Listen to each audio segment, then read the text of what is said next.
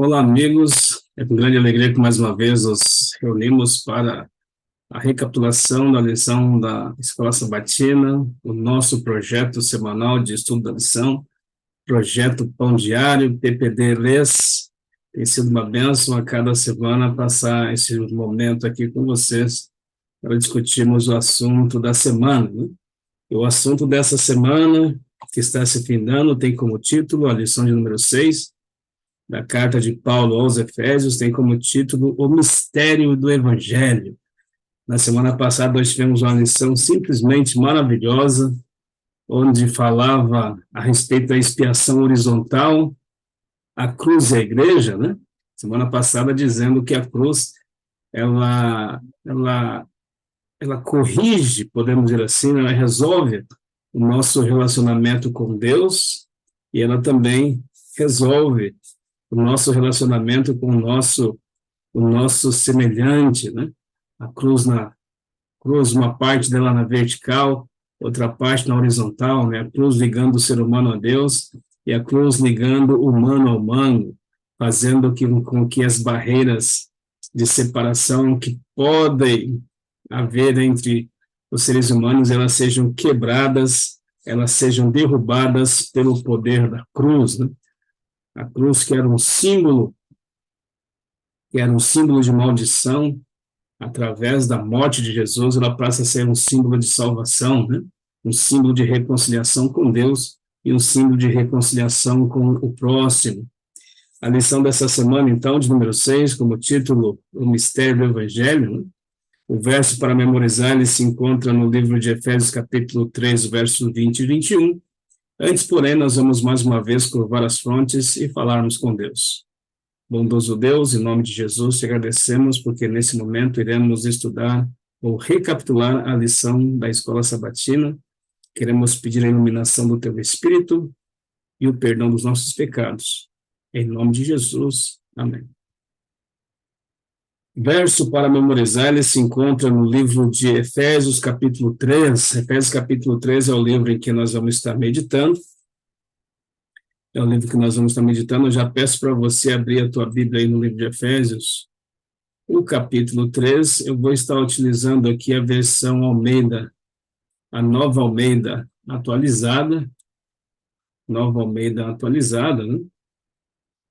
Abra a tua Bíblia, então, no livro de Efésios, o capítulo 3. Nós vamos estar, então, meditando nesse assunto do capítulo 3, ok? Efésios capítulo 3, o verso para memorizar, como nós estávamos dizendo, ele se encontra no versículo 20 e versículo 21.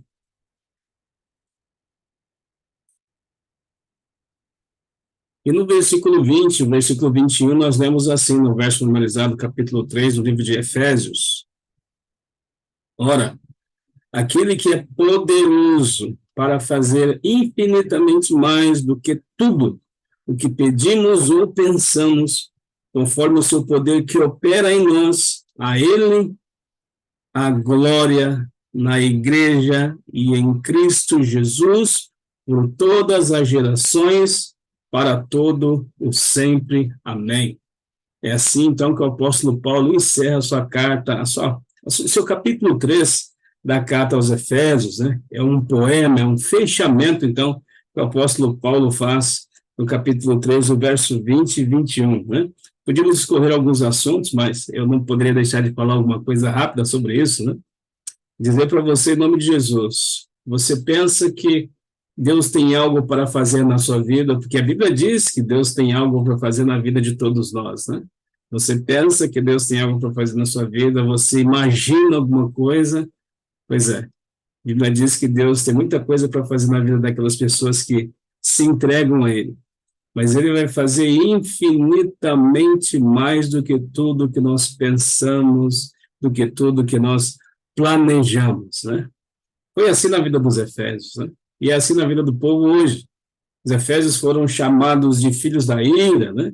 Os Efésios anteriormente à cruz, eles eram filhos da ira, vivendo segundo o príncipe da potestade dos ares, vivendo segundo as inclinações do coração, mas eles aceitaram a Cristo, ou seja, Jesus entrou na vida deles e estava fazendo infinitamente mais do que tudo aquilo que eles poderiam imaginar.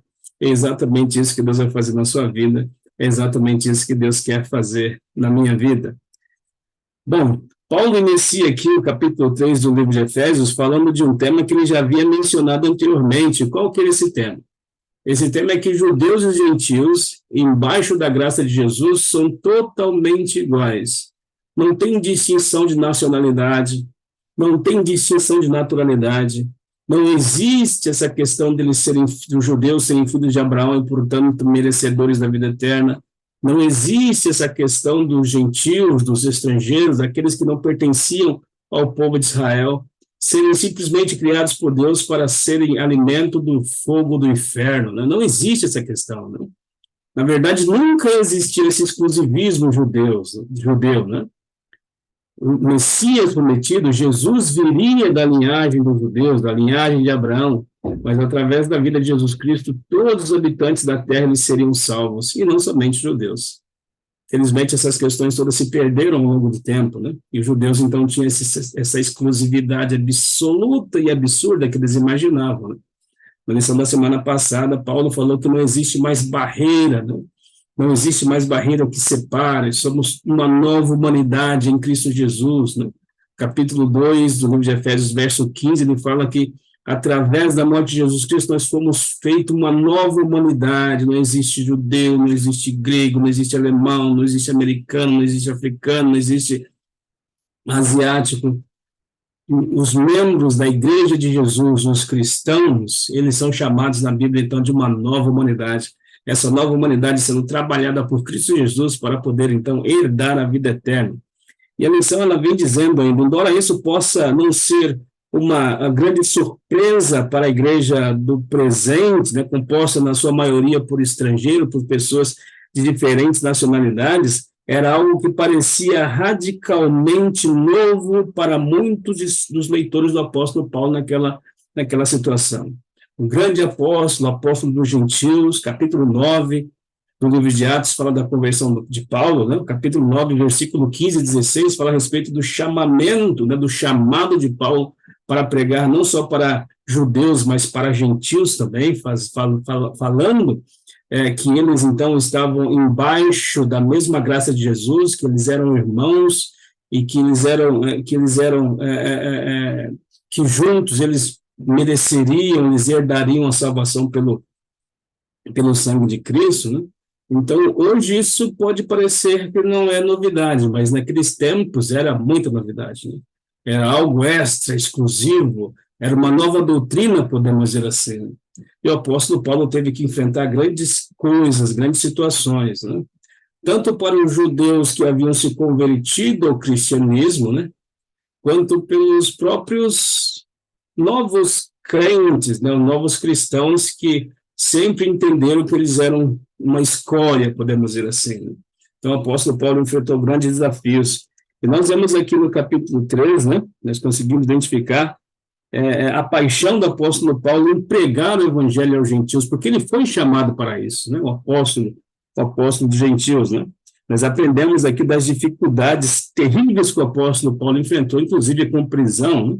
Mas nós entendemos também do compromisso para com o ministério. Né? Deus chamou o apóstolo Paulo para o ministério. Qual ministério? Pregar o evangelho para gentios e para judeus, né? E grandes coisas aconteceram, grandes dificuldades o apóstolo Paulo estava enfrentando, inclusive prisão. Mas o apóstolo Paulo tinha um compromisso com o ministério para o qual ele foi chamado. Não importava as cargas difíceis sobre os seus ombros, não importava as cargas pesadas, aliás, sobre os seus ombros, ele tinha um compromisso com Deus, né? Estou falando para alguém que, por A mais B, C, D, entende que foi chamado para um ministério e que Deus fez coisas grandiosas, muito mais do que você poderia pensar ou imaginar, Deus fez, e de repente você está passando por uma dificuldade muito grande, você vai desistir? O apóstolo Paulo não desistiu, né? O apóstolo Paulo tinha um compromisso com o ministério, primeiro com Deus, e depois o apóstolo Paulo tinha um compromisso com o ministério. Para o apóstolo Paulo, viver era Cristo, o morrer era lucro. Não teria importância, não tinha tanta importância o perder a vida, como teria muita importância, uma importância infinitamente maior, deixar de fazer o trabalho para o qual ele foi chamado. Você entende isso? Se você entende isso, Deus vai te abençoar e vai te dar condições de passar por esses momentos de dificuldade e continuar firme fazendo o trabalho do Senhor. Ok? Essa é a nossa introdução aqui da parte de sábado, o mistério do Evangelho, né? Mistério do Evangelho. A lição na parte de domingo diz o seguinte, né? O apóstolo dos gentios, na parte do domingo, é o subtítulo, né? A lição está pedindo aqui, o guia da lição está pedindo para nós identificarmos aqui no capítulo 3 um ou dois temas principais que Paulo está tratando aqui no capítulo 3, né? Bom, eu quero falar, na verdade, de três, mas eu vou falar rápido aqui, né? São muitos os versículos, eu não vou estar lendo aqui, mas você pode ler na sua casa todinho o capítulo 3, né? Eu quero, antes de mais nada, iniciar dizendo que o apóstolo Paulo, ele se identifica como apóstolo dos gentios. É bem verdade que não era somente apóstolo dos gentios, mas também dos judeus, ele foi chamado para esse ministério, ok? Então, nos primeiros capítulos, ali no capítulo 3, o apóstolo Paulo, ele deixa claro que ele foi chamado para esse ministério. Ele tinha certeza desse ministério para o qual ele foi chamado, né? Os primeiros capítulos, os primeiros versículos do capítulo 3, o apóstolo Paulo tem essa certeza aí. Gostaria também de ler com vocês, deixa eu ver, os primeiros 3 versículos aqui no capítulo 3, né? Capítulo 3, verso 1, verso 2 e verso 3. No versículo 1, ele diz o seguinte: por essa razão, eu, Paulo, o prisioneiro de Cristo Jesus, por amor de vocês, os gentios, se é que vocês ouviram falar a respeito da dispensação da graça de Deus a mim confiada em favor de vocês. Por segundo uma revelação me foi dado a conhecer o mistério conforme escrevi há pouco resumidamente. Bom, reforçando aquilo que a gente está falando, né? O apóstolo Paulo, ele tinha certeza do seu chamado no capítulo 9 do livro de Atos, né? Versículo 15 e versículo 16 fica claro para o qual propósito ele foi chamado, né? Ele fala aqui no versículo 2 para os Efésios, seus ouvintes, né? Se é que vocês ouviram a respeito da dispensação da graça de Deus a mim confiada, né? Apóstolo dos gentios, né? E ele fala aqui no versículo 3 a respeito desse mistério, né? Pois segundo uma revelação me foi dado a conhecer o mistério conforme escrevi há pouco tempo. E que mistério é esse? Né? Que mistério é esse que o apóstolo Paulo estava pregando, que estava causando um alvoroço na igreja de então, né? Capítulo 3, o versículo 6, diz a respeito desse mistério. Olha o que diz, versículo 6. O mistério é que os gentios são co-herdeiros, membros do mesmo corpo e co-participantes da promessa em Cristo por meio do Evangelho. Judeus e gentios, co-participantes da promessa de Cristo por meio do Evangelho, ou seja, com direito à salvação. Versículo 7, do qual fui constituído ministro, eu fui chamado para apresentar esse mistério, conforme o dom da graça de Deus em mim, a mim concedida segundo a força operante do seu poder. Eu não estou fazendo pelo meu poder, não estou fazendo pela minha vontade, mas eu fui chamado por Cristo para apresentar essa verdade, esse mistério, e eu faço isso pelo poder de Jesus Cristo, né? Bom, ele continua discorrendo algumas coisinhas aqui no final do versículo. Acabamos de ver aqui o final do versículo 7, né? Me concedida segundo a força operante do seu poder.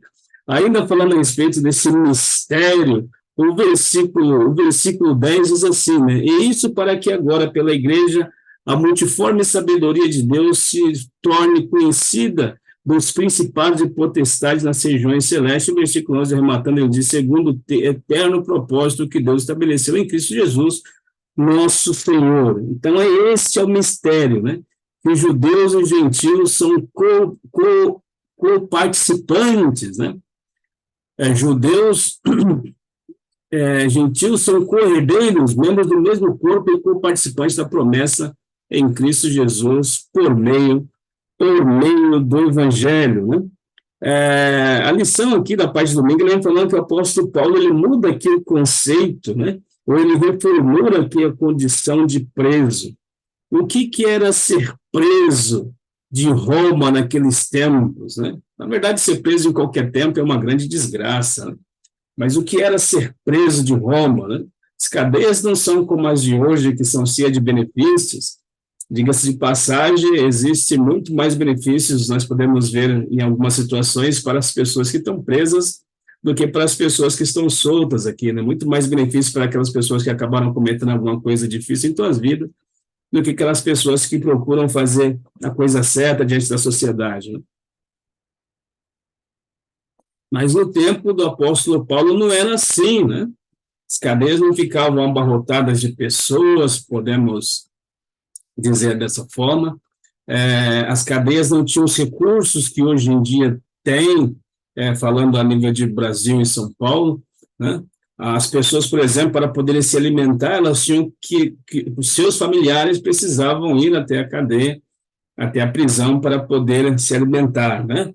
Elas precisavam ser cuidadas pelos seus irmãos, né? Pela sua família consanguínea, no momento que estavam presas. Então, em resumo, estar preso era uma grande desgraça, né?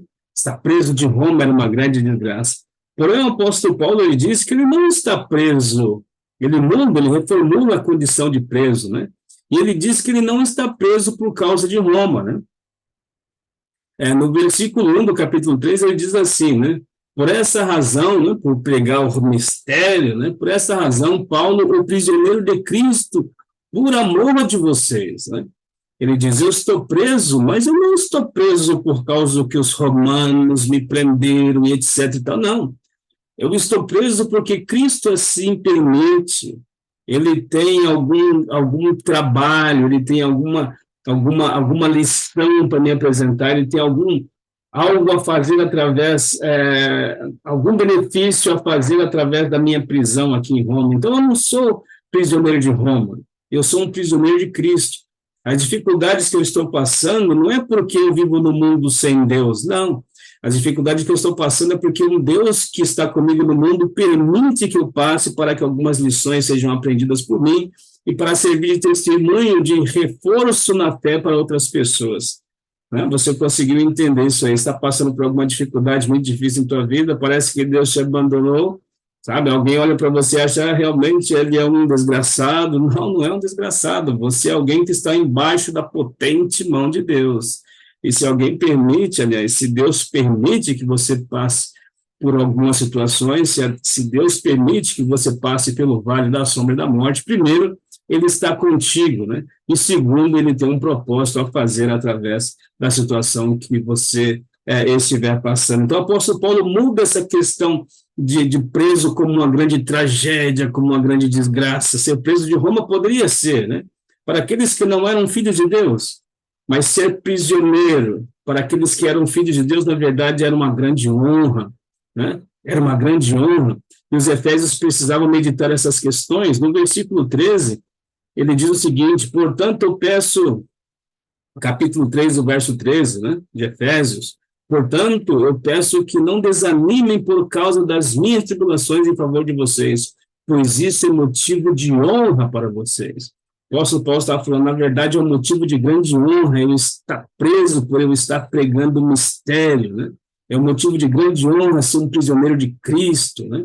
É um motivo de grande honra porque isso fará com que outras pessoas sejam alcançadas pelo meu testemunho, porque eu continuo pregando o evangelho.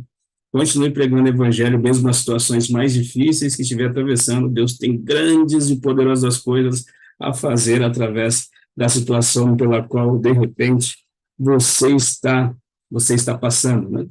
Então, essa parte do domingo, apóstolos dos gentios, né, reformulando sua condição de preso.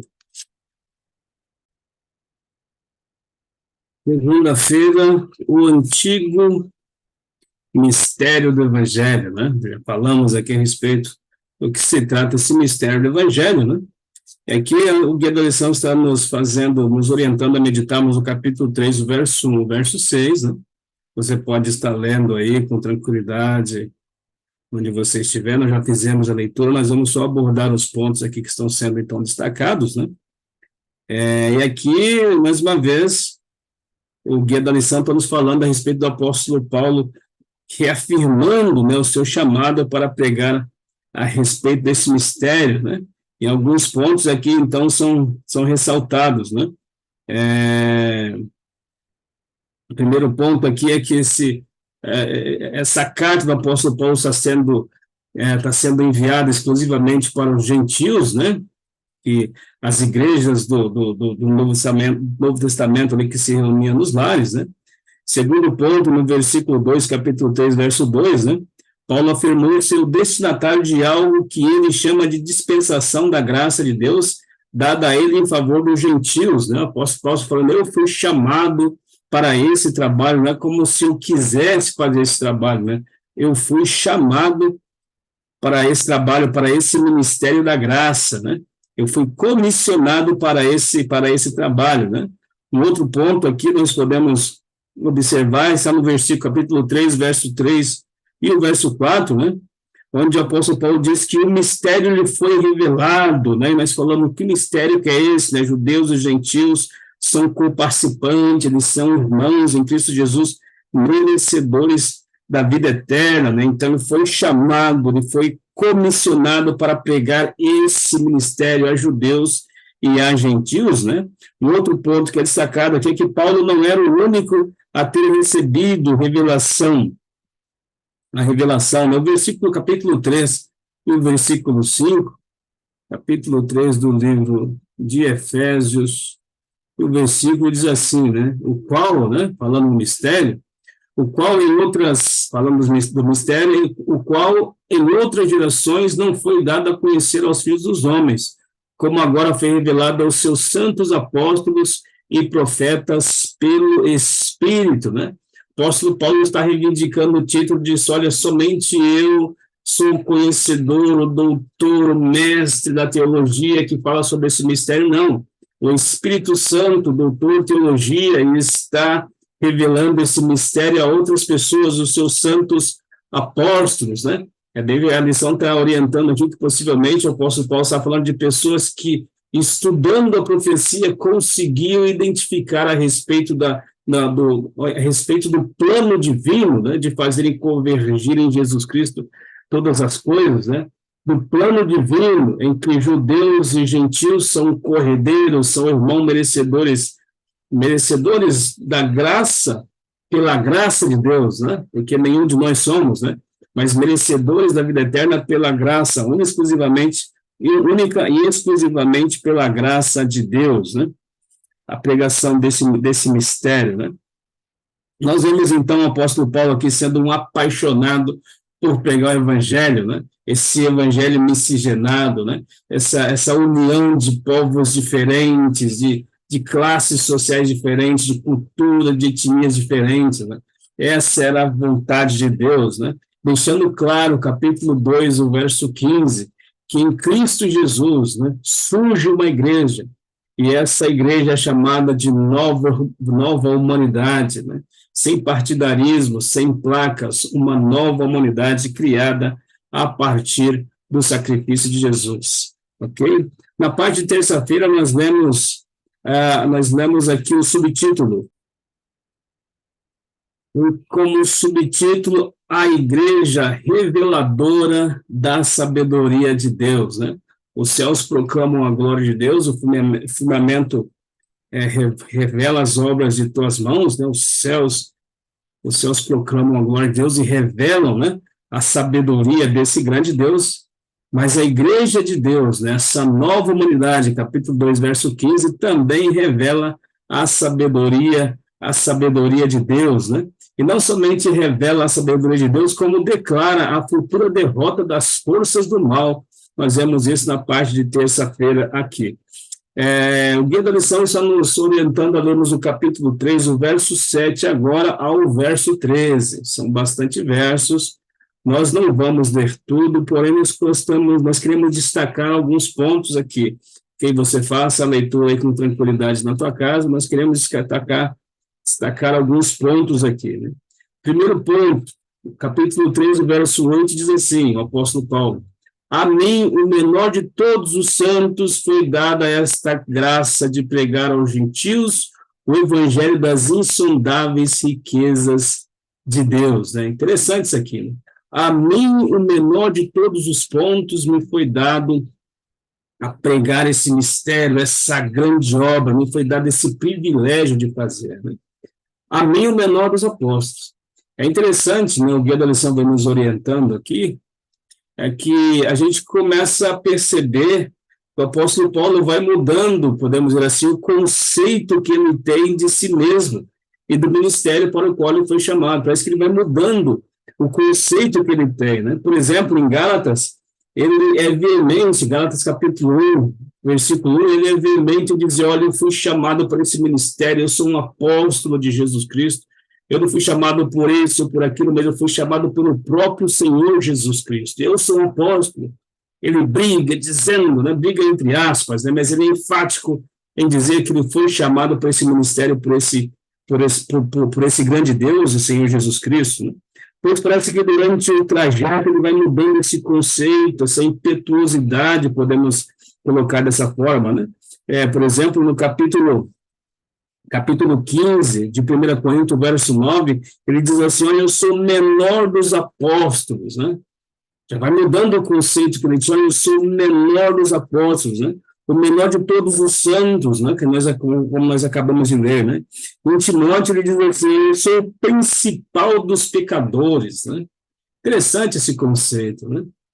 E a lição ela vem dizendo aqui que para nós pensarmos o que pode ter acontecido com o apóstolo Paulo nessa mudança, podemos dizer assim, de postura sobre si mesmo e sobre o seu ministério, né? E no livro Caminho a Cristo, página 64, a serva do Senhor, Ellen White, ela diz, né? Aliás, talvez não, né? Quanto mais perto você estiver de Jesus, mais cheio de falta se sentirá aos seus próprios olhos, pois sua visão ficará mais clara e suas imperfeições serão vistas em amplo e distinto contraste com a natureza perfeita de Jesus, né? Louvado seja Deus, né? Senhor, justiça nossa, Jesus, pureza, né? Quanto mais perto de Jesus, mais humildes nós nos tornamos, né? Quanto mais longe, mais exaltados, né? Quanto mais perto de Jesus, mais pecadores entendemos que somos. Quanto mais longe, mais desculpa nós damos aos nossos pecados, né?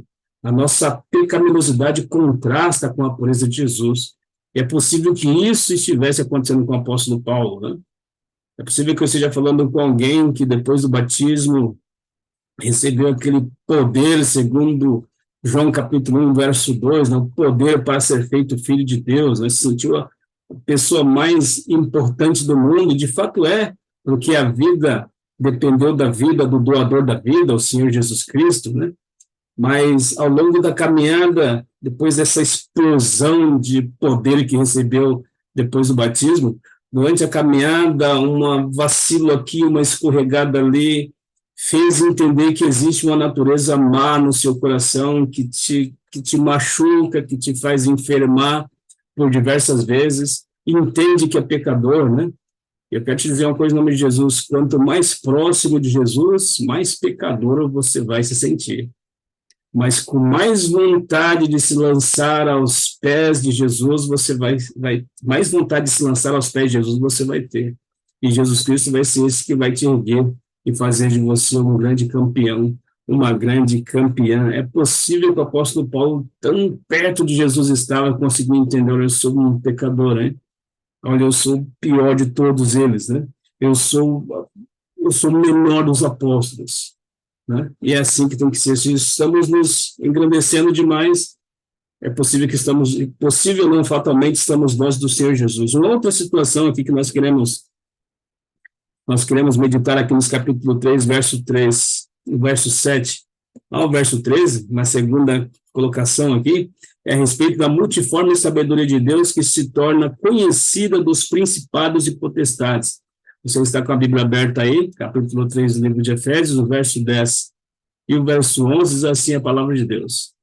E isso para que agora, pela igreja, a multiforme sabedoria de Deus se torne conhecida dos principados e das potestades nas regiões celestes, né? Interessante, o verso 11 diz, segundo o eterno propósito que Deus estabeleceu em Cristo Jesus, nosso Senhor, né? A multiforme sabedoria de Deus se torne conhecida dos principados e potestades, né? O mistério foi revelado. Judeus e gentios são irmãos e corredeiros da vida, corredeiros para a vida eterna, né? Isso foi um soco no estômago, podemos dizer assim, das forças do mal. Potestades, principados e potestades, aqui está se referindo às forças espirituais da maldade nas regiões celestes, né? Agora não existia mais exclusivismo, não existia mais separatismo, né? Era uma igreja unida em Cristo Jesus, se preparando, sendo preparada pelo Espírito Santo para encontrar-se com Jesus, né? E isso anunciava aos principados, às potestades, às forças espirituais da maldade nas regiões celestes, que o propósito de Deus, né, em unir um povo aqui, santo, perfeito, foi alcançado, né? E uma vez que esse propósito foi alcançado, deixava claro também para as potestades que um dia a sua soberania, podemos dizer assim, que um dia as potestades, os principados e as potestades, as forças do mal seriam destruídas. Assim como a multiforme sabedoria de Deus era conhecida pela tua igreja, era anunciada pela tua igreja, também seria anunciado que um dia os poderes da maldade desse mundo serão totalmente destruídos, né? Eu gostaria de comentar uma coisa rápida aqui que eu vi na lição, que eu achei muito interessante, com vocês, né? Deixa eu ver. Olha o que diz. A composição da igreja, unificando os judeus e os gentios, outrora divididos, torna-se para esses poderes, as potestades, os principados e potestades das regiões celestes, um anúncio ressonante do plano de Deus para o futuro, né? Esses poderes são advertidos de que o plano de Deus está em andamento e que uma ruína é garantida, e que sua ruína, aliás, é garantida. A própria natureza de uma igreja unificada sinaliza a derrota das forças do mal. Louvado seja Deus. Uma igreja unida sinaliza a derrota das forças do mal. E, ao contrário, também é verdade. Uma igreja dividida, desunida, também assegura o poder, né? Também assegura a vitória do inimigo, né? Sejamos unidos. O guia da lição aqui, agora na parte de quarta-feira, nos traz o subtítulo Cristo habitando no coração. Está falando aqui do capítulo 1, versos 16 e 19 do livro de Efésios, também do capítulo 3, verso 14 ao 19, né? No capítulo 3, capítulo 1, versos 16 e 19, falando aqui da oração de Paulo em favor dos Efésios. No capítulo 3, verso 14 ao 19, vem falando aqui do apelo do apóstolo Paulo, né? E fala que existem semelhanças, tanto no capítulo 1, quando fala do pedido de oração, quanto no capítulo 3, que fala do apelo do apóstolo Paulo, e falando a respeito das semelhanças. E quais seriam essas semelhanças aqui, né? Você vai ler direitinho na tua casa, onde você estiver, não sei se no carro, no escritório, não sei se no teu quarto, na tua sala, não sei, você vai estar lendo aí, você vai ver essas semelhanças, porque sempre que lemos nós descobrimos coisas diferentes, Deus tem algo específico para falar para mim, falar para ti, então é preciso que você leia, tá certo? Mas eu vi algumas semelhanças aqui, né? Tanto do capítulo 1 como no capítulo 3. E uma das semelhanças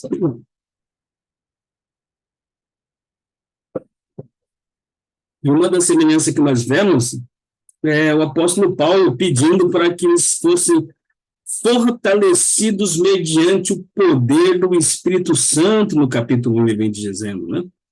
E no capítulo 3, ele vem falando, pedindo sabedoria e revelação e que eles pudessem compreender a largura do amor de Jesus por eles, né? Também no capítulo 1, vem dizendo, né, que eles pudessem ter os olhos abertos para ver a riqueza da glória que foi o chamado deles, né, das trevas para a luz, né?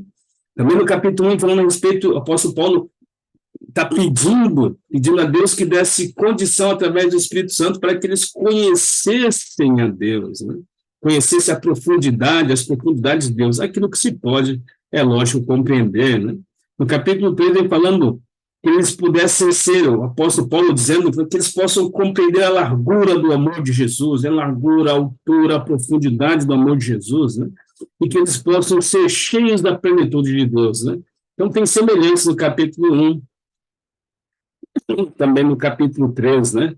Mas, enfim, né, no capítulo 3, versos 14 e 15, vem falando a respeito do jogo de palavras que o apóstolo Paulo usa aqui, né? E no capítulo 14, vem falando a respeito desse jogo de palavras. Vou pedir para você abrir a tua Bíblia aí. Capítulo 3 do livro de Efésios, o versículo 14 e o versículo 15, diz assim a santa e poderosa Bíblia, né? Por essa razão eu me ponho de joelhos diante do Pai, de quem toda a família nos céus e na terra recebe o nome, né? Versículo 14 e versículo 15, né? Versículo 14, por essa razão eu me ponho de joelho diante do Pai, de quem toda a família nos céus e na terra recebe o nome. É interessantíssimo esse jogo de palavras aqui. O apóstolo Paulo está falando, olha, vocês agora são uma nova humanidade. Nós somos uma nova humanidade, né? E por essa razão me ponho de joelho diante do Pai, porque eu recebi esse ministério para poder passar para vocês, né? E eu me ponho de joelhos diante do Pai, do meu Pai e de vosso Pai, né? Por quê? Porque toda a família da terra recebe o nome de Deus. Interessantíssimo isso aqui, o apóstolo Paulo está falando. Interessante, nesse ponto eu posso dizer que não somente a igreja, né? Mas todo ser humano, né? Todo ser humano, né? Quer tenha aceitado a Jesus como seu salvador pessoal, quer não, quer seja ateísta, quer seja um crente, todos eles, a Bíblia diz que são filhos de Deus, né? E Deus não se envergonha de seus filhos, né? Todos somos filhos de Deus e Deus não se envergonha dos seus filhos, né? O jogo de palavras aqui que o apóstolo Paulo está colocando, né? Do grego, né? Pater, né? Do grego pater, e a palavra pátria, família, né? Ou seja, nós somos todos membros da família de Deus, toda a família nos céus e na terra pertence ao Pai Todo-Poderoso, né? A lição, ela vem colocando aqui algo que eu achei muito bacana, né? Sua família, apesar das imperfeições e falhas, pertence a Deus. Sua família não está no domínio cruel do destino, mas nas mãos divinas. Receba isso aí, né? Sua família, por mais delicada que possa parecer, por mais imperfeita e falha que possa parecer, ela pertence a Deus. Sua família pertence a Deus, é um presente de Deus, né? E sua família não está sob o domínio cruel do destino, não é o destino, sua família está nas mãos de Deus. O apóstolo Paulo estava preso, mas ele não era preso dos romanos, ele estava nas mãos de Jesus, né? As famílias na terra carregam o nome divino e a marca da propriedade, porque são propriedades de Deus, né? E aí, toda a lição que eu estou comentando aqui, aliás, os versículos 16 a 19, vem falando aqui da obsessão, podemos dizer, do apóstolo Paulo. O apóstolo Paulo tinha para si e também para a igreja, né? Que eles tivessem uma experiência, né? Mergulhasse, conhecesse a profundidade, a largura, a altura do amor de Jesus. Mas isso só era possível através do poder do Espírito Santo. Em outra palavra, nós precisamos ter uma experiência profunda, individual com o Espírito Santo, para compreendermos o tamanho, a altura, a largura do amor de Jesus Cristo por nós, né? Essa era a obsessão do apóstolo Paulo, o pedido que o apóstolo Paulo tinha para a igreja dos Efésios, né? A largura, o comprimento, a altura, a profundidade, capítulo 3, verso 18, do amor de Jesus, né? A descrição do imenso amor de Cristo, capítulo 3, o verso 19. Né? Bom, quinta-feira vem falando glória na igreja e em Cristo, e aqui o apóstolo Paulo, ele finaliza, né? Ele faz o arremate, podemos dizer assim, né?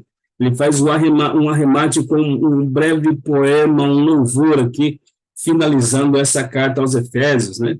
É o nosso verso para memorizar, que nós damos logo no início do nosso bate-papo. Ele diz: aquele que é poderoso, capítulo 3, verso 20 e 21 do livro de Efésios, para a conclusão. Glória na igreja e em Cristo, aquele que é poderoso para fazer infinitamente mais do que tudo que pedimos ou pensamos, conforme o seu grande poder que opera em nós. A ele seja glória na igreja e em Cristo por todas as gerações, para tudo o sempre, para todo o sempre. Amém. Na doxologia, então, o apóstolo Paulo louvou a Deus pela salvação oferecida à igreja por meio de Jesus Cristo. Paulo exalta a igreja de Deus, ele coloca a igreja de Deus num grande sublimante, podemos dizer assim, no lugar visto por todos. Ele exalta a igreja no lugar alto da terra, né? Ele exalta a igreja, ele louva a Deus pela salvação oferecida à igreja por meio de Cristo. Cristo é exaltado pela exaltação da igreja. E é exaltado por todas as gerações, capítulo 3, verso 21. Exaltado por todas as gerações para todos sempre, né? Efésios exibe uma expectativa sólida para o futuro. Efésios capítulo 4, verso 30, olha para o dia da redenção, né? Os crentes experimentarão o poder de Cristo não só no presente século, mas também no século vindouro. A doxologia de Paulo deve ser lida como celebração do poder de Cristo exercido em favor do crente, né? Glória na igreja e em Cristo. Não somente hoje, mas para todo o sempre. Que Deus seja louvado na sua vida, que Cristo seja glorioso na sua vida, que o Espírito Santo seja poderoso na sua vida, o transformador de caráter, né? E que um dia nós possamos louvar esse grande Deus para toda a eternidade, é a promessa sagrada, né? Que Deus te abençoe, que Deus te guarde, feche teus olhos, oremos. Bondoso Deus, nós te agradecemos por fazermos parte da sua igreja. Nós te agradecemos porque o teu evangelho nos alcançou. Mas é possível que algumas das pessoas que estão orando conosco ainda não fizeram essa decisão, ainda não tomaram essa decisão. Queremos pedir que, no nome de Jesus, o Senhor continue trabalhando no coração delas, para que elas também te aceitem, para que elas possam fazer parte da tua igreja, possam ser trabalhadas pelo teu Espírito Santo, possam ser aprontadas para o céu e aguardar o Senhor voltar em poder e glória. Nós te pedimos essas bênçãos em nome de Jesus. Amém. Deus te abençoe, que Deus te guarde. Um forte abraço